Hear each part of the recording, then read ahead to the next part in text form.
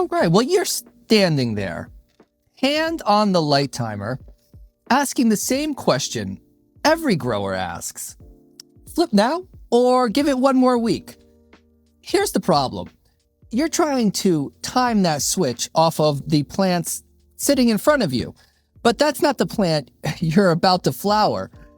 3 weeks from now, it's damn near doubled.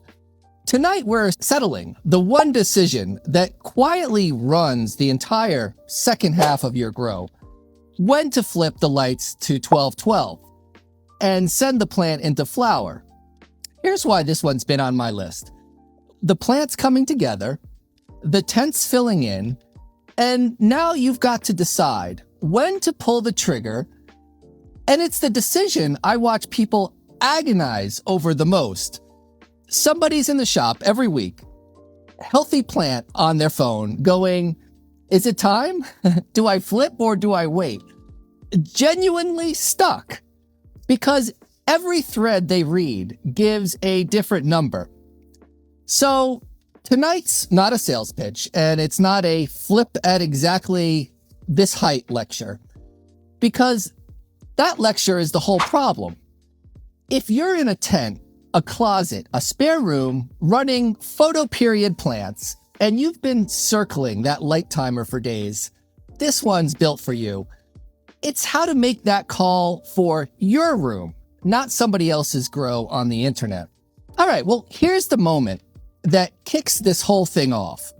The tent's coming together, the plant's healthy, it's filling in, it looks about the size you pictured. But there's this itch you can't scratch. Is it time? And you go looking for the answer. And one thread says, flip at 4 weeks. The next says, fill the tent first. Some video swears it's 18 inches. And not one of those people is growing in your tent. So you're just standing there, hand near the timer, not flipping, not flipping, frozen. And underneath it is the gut drop that goes both directions. Flip now, and it stays small. I wasted the whole tent and a month of power on a few little buds. Wait too long, and it takes off and slams into the light, and I'm fighting it the rest of the run. So you do the only thing that feels safe, which is nothing. One more week. Again. So before I even read you MyRemy's answer, sit with this. The reason this call feels impossible, no matter how long you stare at the plant, is that the one number that should be making it for you is a number you literally can't see. Here's the first one I put to MyRemy. My tent's filling in, and I keep flip-flopping. Flip now or one more week. Whatever I pick, I feel like I'm going to wreck the grow. How do I actually know when it's time? Straight answer, flip when the plant still has room to stretch, not when the calendar says so, and not just because it looks big enough today. Here's the piece people miss. With a photoperiod plant, switching to 12-12 kicks off flower, and flower starts with the stretch. It's a normal growth spurt. It runs hardest for the first 2 to 3 weeks, and a lot of plants roughly double in height before they settle down and focus on budding. So the real question was never, do I like the size of this plant today? It's, if this thing doubles from here, does it still fit under my light? That changes the whole decision. It was never really about time. It's about space. The plant that's coming against the room you've actually got. And the trap is vegging just one more week because it feels safe. Waiting isn't free. That extra week is a bigger plant that still has to flower under the same ceiling, the same light, the same tent. Let a huge veg plant get away from you, and it's a fight you never needed by week 3. One more thing, so nobody gets crossed up. This is a photoperiod decision. Autoflowers don't get flipped. They flower on their own clock. So Here's what's actually making you freeze, and it's worth naming out loud. It's not that you're bad at this. It's that you're being asked to make a call about space while staring at a plant that's only half built. The size that decides this is still 3 weeks out, so your brain's got nothing solid to grab, and it stalls. That's the whole reason this feels like a coin flip instead of a decision, and I'll tell you what I see at the counter. Good growers, losing real time right here. Healthy plant just parked in veg, week after week, because doing nothing feels safer than committing to a number. Here's the reframe that breaks the freeze, okay? Stop asking, is it big enough yet? And start asking, how big is this about to get? And does that still fit my room? The second you make that switch, the fog clears and the plant tells you, which is right where the next mistake sneaks in. Because the move people reach for to feel safe is the one that actually costs them. Okay, so you're nervous about flipping too soon and ending up with a small plant. Totally normal fear. Here's the move it pushes people into, and it's the one that gets folks in trouble. You decide the safe play is to just keep vegging. Stretch it out. Bulk the plant up nice and big before the flip, because everybody knows a bigger plant means a bigger yield, right? Feels responsible. Feels like you're doing the diligent thing, not rushing it. And then you finally flip. The stretch kicks in, and that big plant you were so proud of doubles right into the light. Now you're in week 2 of flower, super cropping and bending everything in a panic, fighting heat, tops going crispy, and the tent's a jungle you can't even get airflow through. Here's the gut punch. That give it one more week to bulk up move, the one that felt like the careful, smart play, that's usually the exact thing that buries your tent. Let me show you what's really going on. So here's what I asked MyRemy next. Everybody says a bigger plant means a bigger yield. So I keep vegging one more week to bulk it up before flip. Is that actually the smart play, or is it about to bite me? Here's what it said. A bigger plant can mean a bigger yield, but only up to the point your light can actually cover it and reach into it. The real yield cap is the light's footprint, not the size of the plant. Where it breaks down is when the plant grows past what the light can use. Once branches are outside the bright footprint, or the canopy's too close and dense for light to get into, those extra bud sites aren't free yield. They turn into shaded popcorn, crowded inner growth, and airflow problems. Meanwhile, the tops get too close to the light, so now you're cooking the best buds while the bottom ones sit in the dark.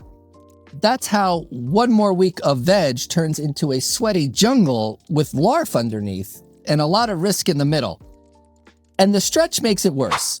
A photoperiod plant can easily go 1.5 to 2 times its size after the flip. Some stretchier ones even more.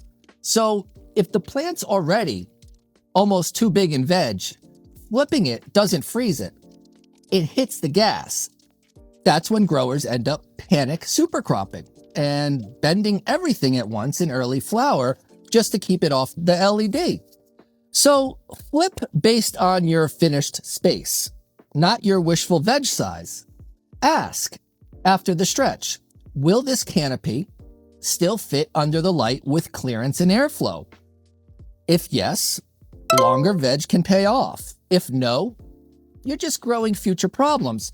As a general rule, flip when the plant's around 1/2 to 2/3 of the final height you can actually handle, keeping enough room for the light and airflow above the canopy. With a lot of indoor lights, that's roughly 12 to 18 to 24 inches of clearance, depending on the light strength. Big yields come from a well-lit, even canopy, not from growing the tallest houseplant on the block. Here's why this one is so easy to fall for. Bigger equals more is true, right up until it quietly isn't, and nobody ever tells you where that line sits. Your light is the ceiling of a parking garage, and it's got that clearance bar hanging off the front. It doesn't matter how nice the truck is, how much you paid for it, how bad you want it in there. If it's taller than the bar in the garage, it's not more truck. It's a truck you're grinding its roof off the whole way in. Your plant's the same story. There's a height where your light just stops being able to do anything for it. And every inch you grow past that isn't buying you weight. It's scraping the bar. So bigger was never the goal. Fits under the bar, with room to spare is the goal. And the gut punch is, you don't blow past that line in one dumb move. You do it to yourself, one careful, responsible feeling week at a time. So let's put the whole thing together, because once you see the order, this stops being a gut feel gamble and turns into about a 2-minute decision. And here's the part that flips people's whole approach. The first tool you pick up isn't your eyes on the plant. It's a tape measure. Measure the room before you ever read the plant. And I'll walk you through exactly why in a second. But get that order right, and the plant and the tent basically make the call for you. Flip or wait. Every single time. And the last one I ran through MyRemy. How do I actually decide when to flip? When do I look? What do I look at or measure before I flip the lights so the plant doesn't outgrow my tent? Here's what it said. The clean way to decide when to flip is to measure your real vertical space first, before you even judge the plant. The common mistake is flipping by age or by its looks big enough, and then finding out the plant had 2 more feet of stretch hiding it.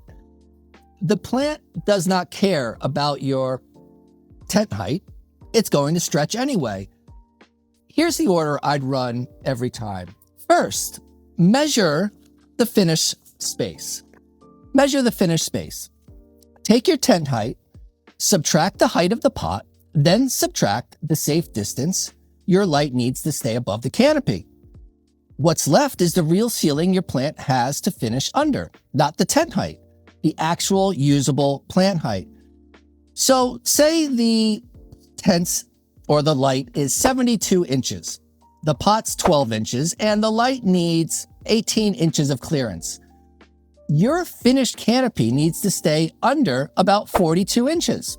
That 42 is the number that matters.